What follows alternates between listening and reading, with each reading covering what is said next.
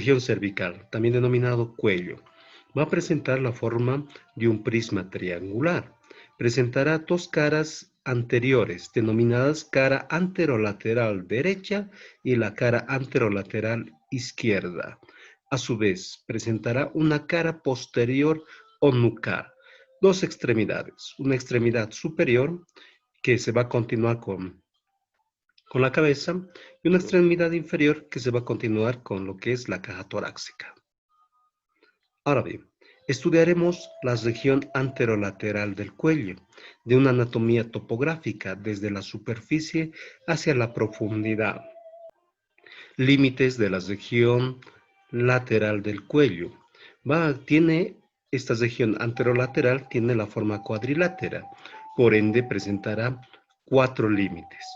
Un límite superior que estará determinado por el borde inferior de la mandíbula o borde basilar, que se proyectará hacia la región mastoidea.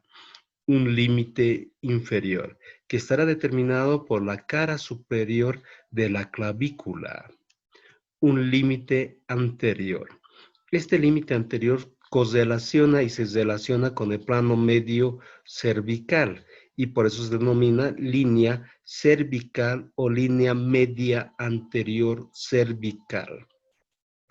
Y un límite posterior. Este límite posterior estará determinado por el borde anterior del músculo trapecio, también denominado músculo cucullaris. De esta forma tenemos el límite de la región anterolateral del cuello. Como estudio, vamos a mencionar al músculo, en este caso cutáneo del cuello, al músculo esternocleidomastoideo, a los músculos supra e infraioideos.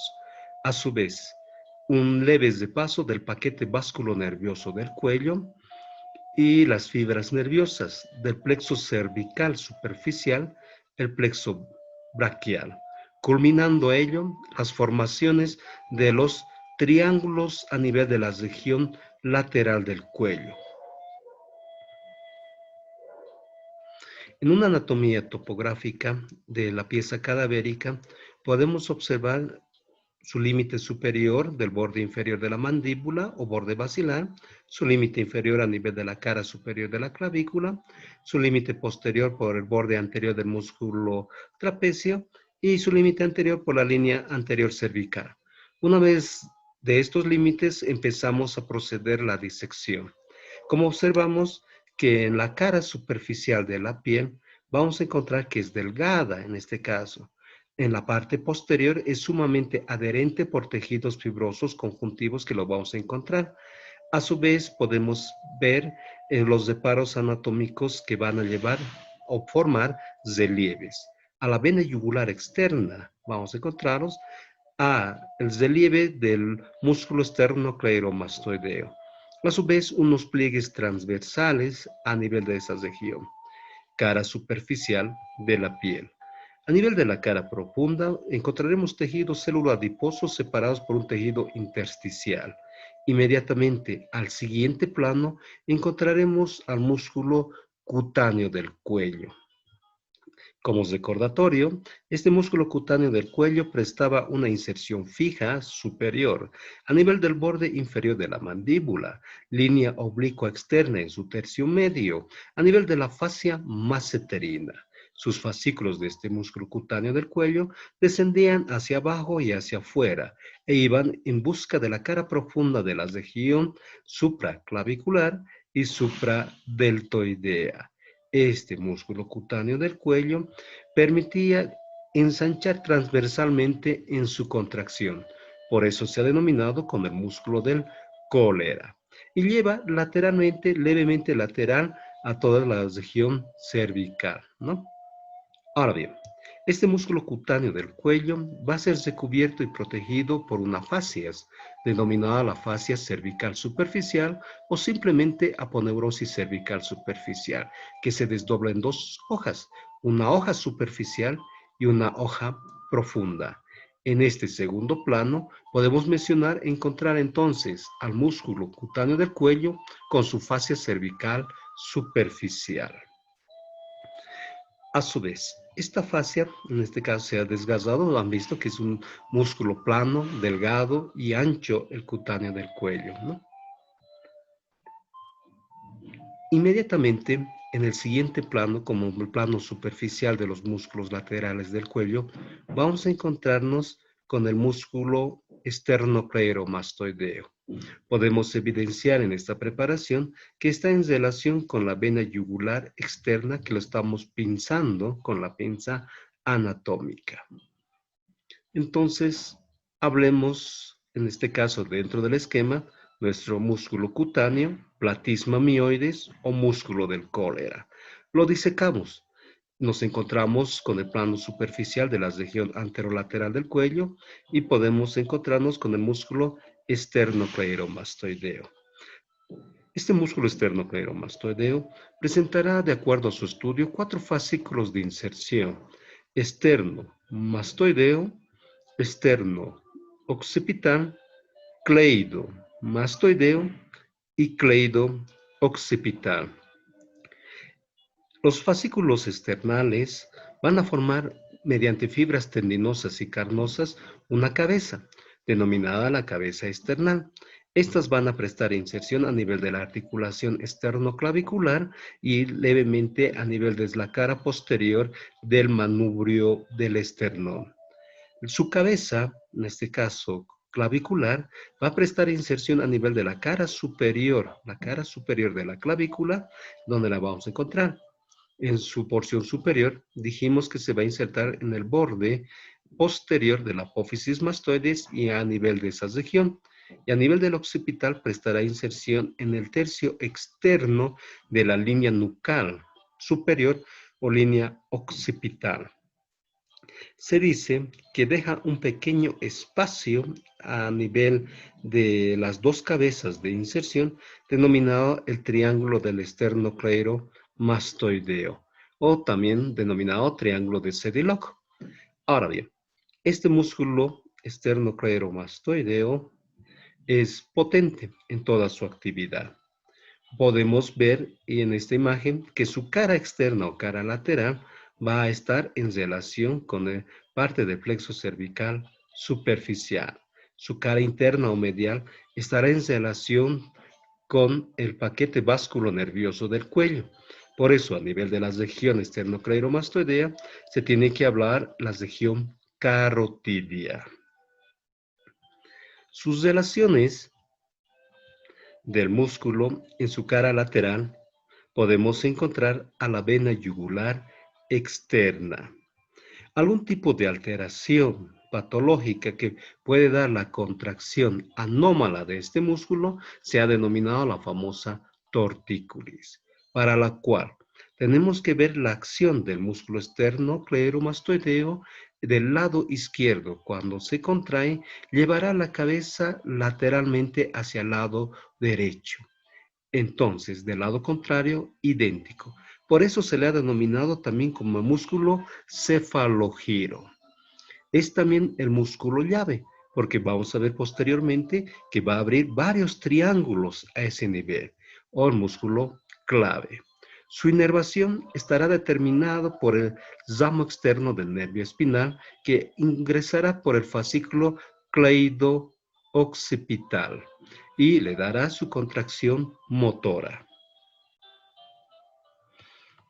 Una vez disecado el músculo esternocleidomastoideo, nos encontraremos con el paquete vasculonervioso del cuello. A su vez, vamos a encontrarnos con los orígenes de los nervios raquídeos, en este caso, simplemente cervicales. Podemos observar al primer nervio, segundo, tercero, cuarto, quinto, sexto y séptimo, octavo nervios raquídeos. Pero tenemos que ver en este esquema, esos orígenes van a ser las raíces anteriores de estos nervios raquídeos. Desde la primera cervical hasta la cuarta cervical van a formar un exquisito plexo, denominado el plexo cervical. A partir de la quinta hasta la octava cervical van a formar otro plexo, denominado el plexo braquial. Mencionaremos al plexo cervical.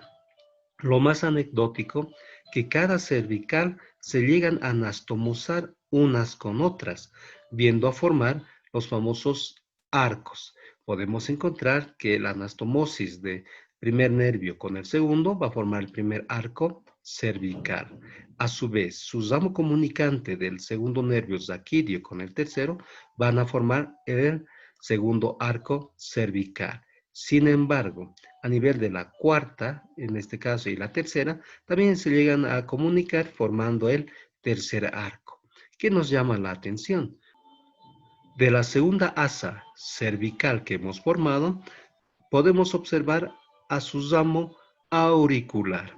Este ramo auricular, como su nombre dice, se va a dirigir, en este caso, a la aurícula, pero se va a dividir próximo al ángulo de la mandíbula en dos ramas. Una rama anterior para la inervación del ángulo de la mandíbula y la glándula parótida, en este caso. Entonces, el ángulo de la mandíbula es inervado por el ramo auricular y la región del pabellón auricular prestando su sensibilidad. Un ramo más posterior que se va a dirigir hacia la apófisis mastoides y la inervación de la región misma. Presentará también de la segunda asa cervical ramos descendentes superficiales. Estos ramos descendentes superficiales se van a dirigir a nivel de la región esternal, a nivel de la región clavicular y a nivel de la región acromial. Por eso se han denominado ramos supraesternales, ramos supraclaviculares y supraacromiales, o también denominados deltoideas.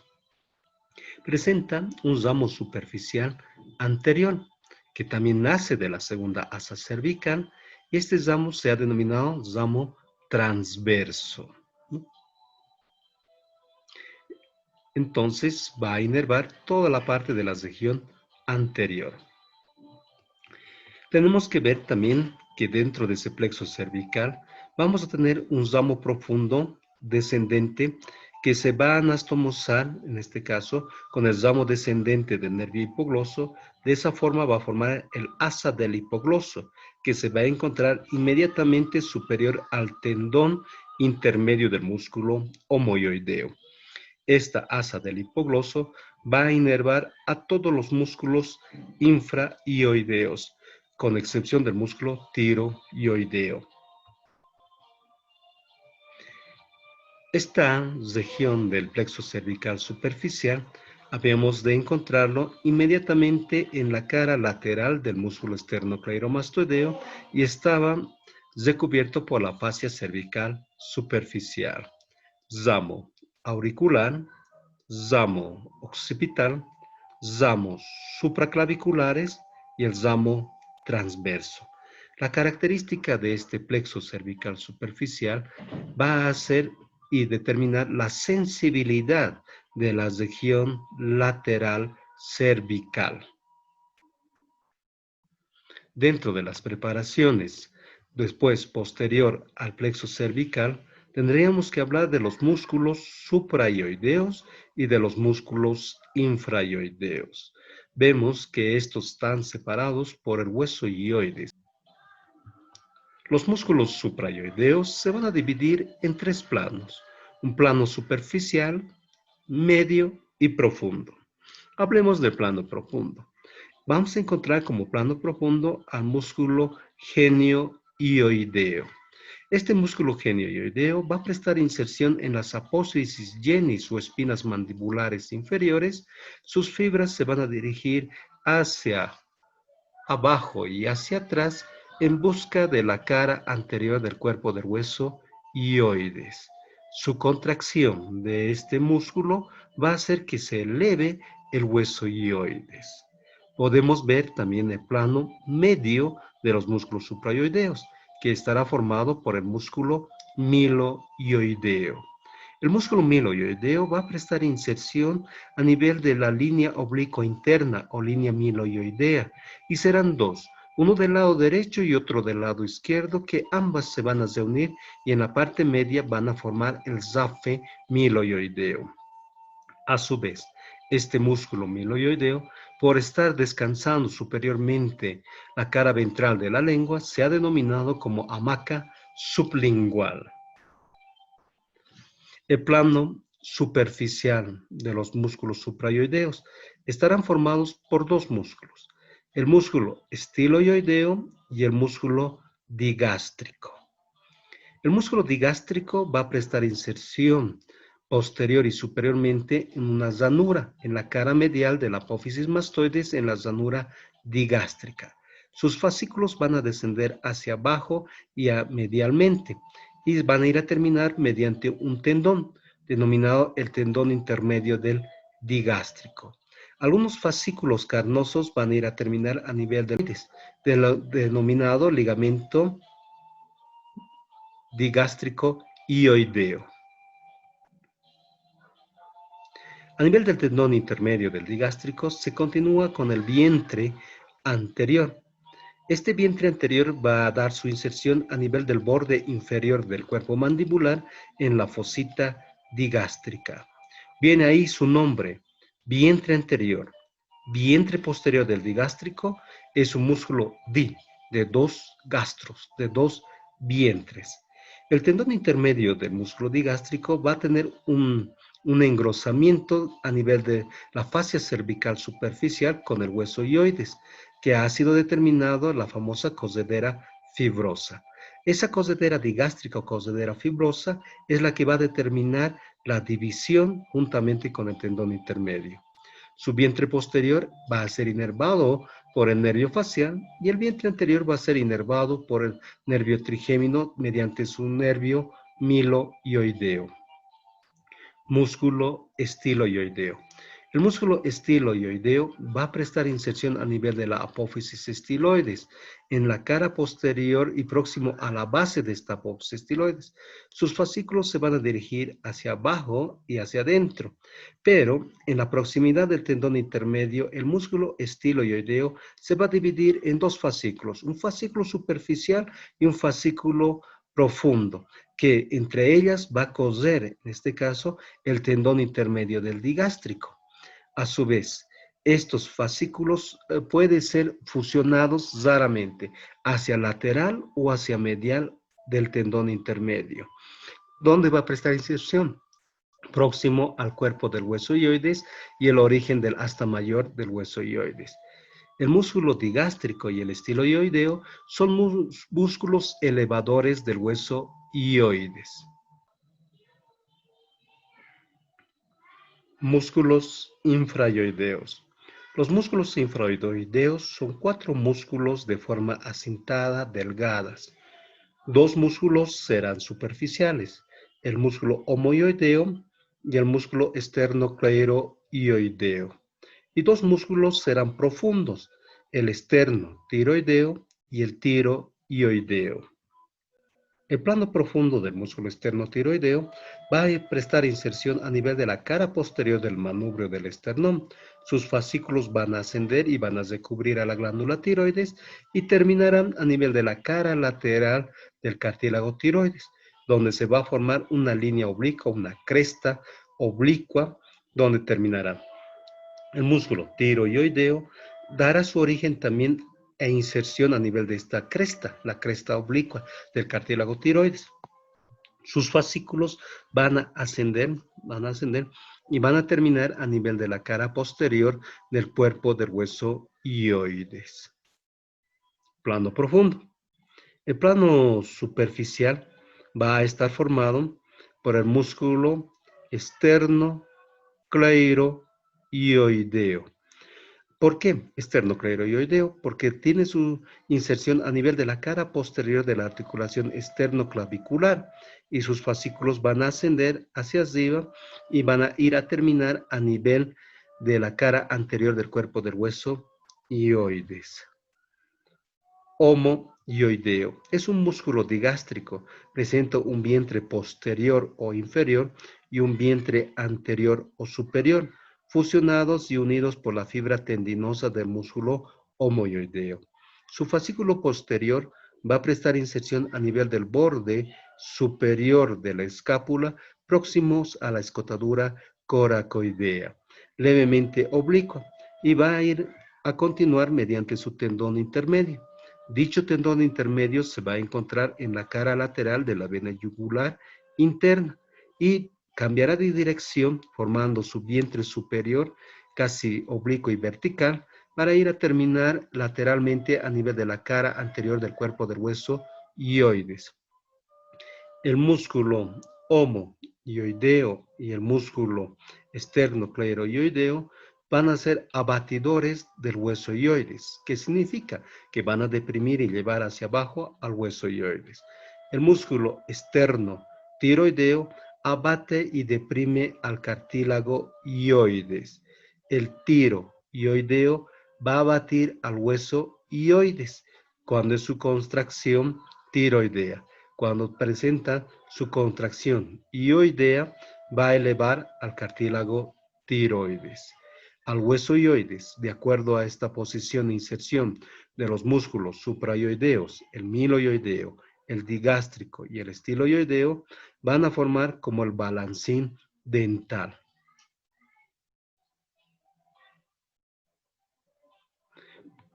Inervación de los músculos infrayoideos. Como dijimos, están inervados por el ramo descendente del nervio hipogloso mayor o simplemente hipogloso, por el ramo descendente del plexo cervical superficial, van a formar una asa denominada el asa del hipogloso. Esta asa del hipogloso se va a encontrar inmediatamente superior al tendón intermedio del homoioideo y la cara externa de la vena yugular externa. A partir de ella tendríamos la inervación de los músculos infrayoideos. Recordemos los límites de la región anterolateral del cuello de acuerdo a lo mencionado en su topografía. Dijimos un límite superior a nivel del borde inferior de la mandíbula que tenía una trayectoria a nivel de la región de la apófisis mastoides. Su límite posterior estaba formado por el borde anterior del músculo trapecio cucullaris y su límite inferior por la cara superior de la clavícula y su límite anterior por la línea media cervical. Habíamos visto los músculos superficiales, en este caso músculos profundos de la región lateral. Como músculo superficial de la región anterolateral del cuello es el músculo esternocleidomastoideo. Como músculos medios, en este caso, o mediales, los músculos infrayoideos. Y los músculos profundos ya serán los músculos escalenos. Músculo cefalogiro. Presentaba inferiormente la inserción de dos cabezas, una cabeza external y una cabeza clavicular. Entre ambas vamos a encontrar un triángulo, denominado el triángulo del esternocleidomastoideo o el triángulo de Sedilog. A nivel de este triángulo de Sedilog, antiguamente se creía que podríamos encontrar al nervio frénico. El músculo esternocleidomastoideo, en relación a su borde anterior y su borde posterior, vamos a encontrar las formaciones de los triángulos. Por eso también se le considera como músculo clave o músculo llave, porque nos va a abrir varios triángulos de topografía quirúrgica. Podemos encontrar al triángulo anterosuperior. Los límites del triángulo anterosuperior son medialmente por la línea media anterior o cervical. Su límite posterior estará formado por el borde anterior del músculo esternocleidomastoideo y su límite superior estará delimitado por el borde inferior del cuerpo mandibular y una proyección hacia la apófisis mastoides. El triángulo posterior, o también denominado posterior inferior, estará delimitado anteriormente por el borde posterior del músculo esternocleidomastoideo. Su límite posterior estará formado por el borde anterior del músculo trapecio o músculo cucullaris y su límite inferior por la cara superior de la clavícula. El músculo clave, músculo llave, está delimitando dos triángulos, antero superior y el postero inferior. Cuadros anatómicos para delimitar los triángulos del cuello. Podemos encontrar al hueso hioides, al músculo miloioideo, al músculo hiogloso, al músculo digástrico en su vientre anterior, tendón intermedio, vientre posterior, al músculo estiloioideo. Por debajo del hueso hioides, al músculo esternocleidomastoideo, al vientre superior del músculo homoioideo, al vientre posterior del músculo homoioideo, al músculo escaleno anterior, al músculo escaleno medio y al músculo elevador de la escápula. Podemos encontrar al músculo trapecio o cucullaris. Una vez reconociendo las fibras musculares, tenemos que recordar que a este nivel encontramos al músculo cutáneo del cuello como una fascia cervical superficial. Eso va a formar parte del techo de los triángulos que formaremos. Y profundamente vamos a encontrar a dichos músculos mencionados que van a formar el piso. Delimitemos entonces a los triángulos infraioideos. Vamos a encontrar al triángulo muscular. Está delimitado anteriormente por la línea media cervical.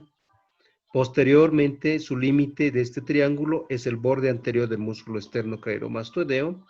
Su límite superior estará delimitado por el vientre superior del músculo homoioideo. Veamos otro triángulo. El triángulo rojo, triángulo carotidio, presenta un límite superior por el vientre posterior del músculo digástrico, un límite posterior formado por el borde anterior del músculo esternocleidomastoideo y un límite antero-inferior delimitado por el vientre superior del músculo homoioideo. Como piso, vamos a encontrar al músculo tiroideo y a los músculos constrictores inferiores de la faringe. Como contenido, lo vamos a encontrar, como su nombre dice, triángulo rojo, a la arteria carótida externa y a la carótida interna. La carótida externa con sus ramos colaterales. Por eso se delimita triángulo rojo. Triángulo posterior o posterior inferior de la región anterolateral del cuello. Su límite anterior por el borde posterior del músculo esternocleidomastoideo, su límite inferior por la cara superior de la clavícula y su límite posterior por el borde anterior del músculo trapecio. A su vez, vamos a encontrar en la parte media al músculo homoioideo en su vientre inferior. Este músculo homoioideo va a dividir en dos triángulos que vamos a encontrar al triángulo amarillo o triángulo supraclavicular. Estas presentan su límite superior por el vientre posterior del músculo homoioideo, su límite inferior por la cara superior de la clavícula y su límite anterior por el borde posterior del esternocleidomastoideo. Se debe su nombre de amarillo por la presencia del plexo braquial y a su vez vamos a encontrar tejido celuloadiposo muy abundante. El triángulo occipital, en este caso, o superior muscular, está delimitado inferiormente por el vientre posterior del músculo homoioideo. Su límite anterior está formado por el borde posterior del músculo esternocleidomastoideo y su límite posterior delimitado por el borde anterior del músculo trapecio. A ese nivel vamos a encontrar al músculo elevador de la escápula como su piso. El techo de estos triángulos está formado por el músculo cutáneo del cuello con su fascia cervical superficial. Delimitemos los triángulos suprayoideos. Observemos el triángulo submaxilar o submandibular, delimitado anteriormente por el vientre anterior del músculo digástrico, delimitado posteriormente por el vientre posterior del digástrico y su límite superior por el borde inferior de la mandíbula. A eso le hemos denominado triángulo digástrico. Como piso encontramos al músculo miloioideo y al músculo hiogloso. Como su contenido vamos a encontrar a la glándula submandibular o submaxilar, una glándula salival mayor. Por eso se denomina también triángulo submandibular o submaxilar. A la arteria y vena facial. Como techo estarán recubiertos por la fascia cervical superficial y el músculo cutáneo del cuello.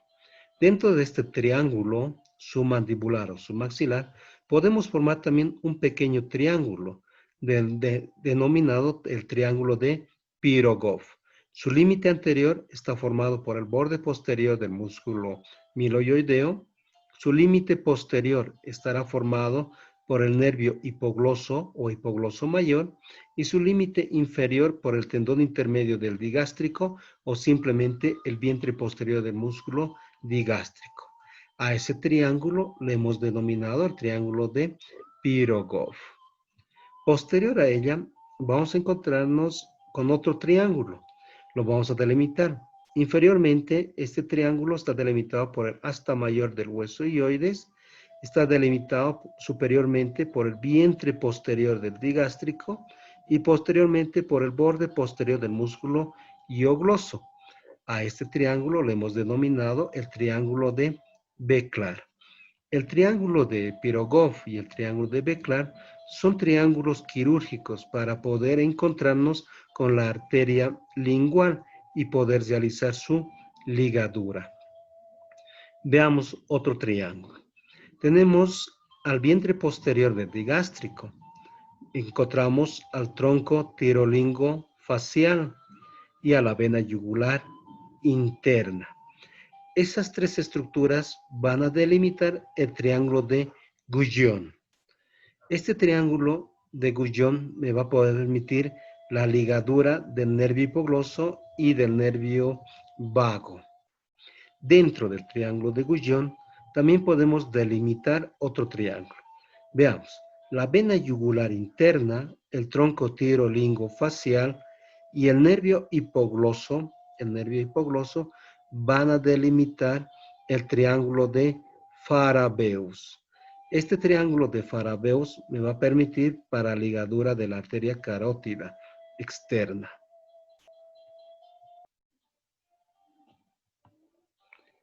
El triángulo supraclavicular estará formado por el borde posterior del músculo esternocleidomastoideo en su límite anterior, su límite inferior, la cara superior de la clavícula, y su límite posterior por el vientre posterior del homoioideo. Triángulo supraclavicular. Triángulo muscular.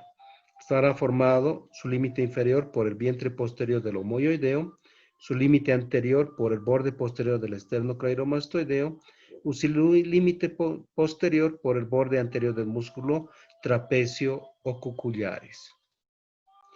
En estos triángulos podemos encontrar al músculo elevador de la escápula y a los músculos escalenos. Los músculos escalenos formarán los músculos profundos de la región anterolateral del cuello. Para ello mencionemos a nuestros músculos escalenos. Plano profundo muscular de la región anterolateral del cuello. Estos están formados por los músculos escaleno anterior, músculo escaleno medio y el músculo escaleno posterior. Para encontrar la lógica de su inserción, recordemos a una vértebra tipo. Dijimos que estaba formada por su cuerpo vertebral, el pedículo, las apófisis transversas en su raíz anterior, raíz posterior, superficies articulares, las láminas, la apófisis espinosa y su agujero vertebral.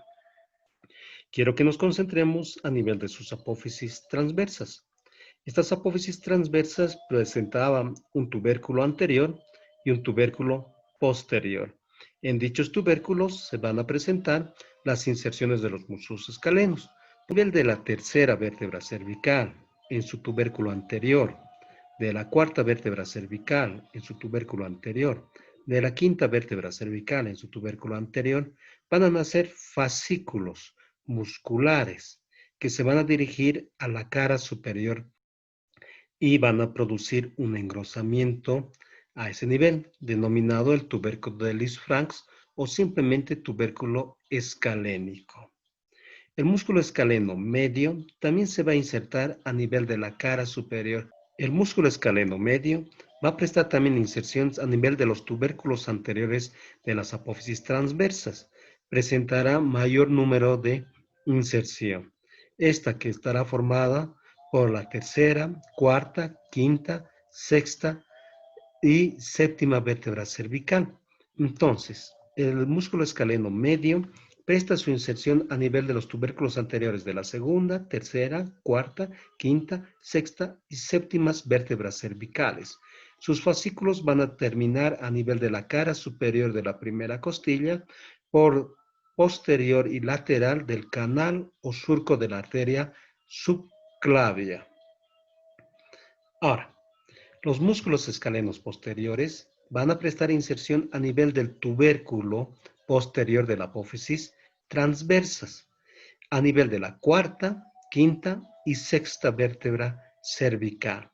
Y sus fascículos inferiores van a terminar a nivel del borde inferior de la segunda costilla. Existe también otro músculo denominado el cuarto escaleno, que va a prestar inserción a nivel de la séptima vértebra cervical, en este caso, y sus fascículos van a ir a converger a nivel del borde interno de la primera costilla y van a encontrarse con la cúpula pleural. Por eso se ha denominado ligamento vértebro-pleurocostal o músculo escaleno minor o músculo suspensorio de la cúpula pleural.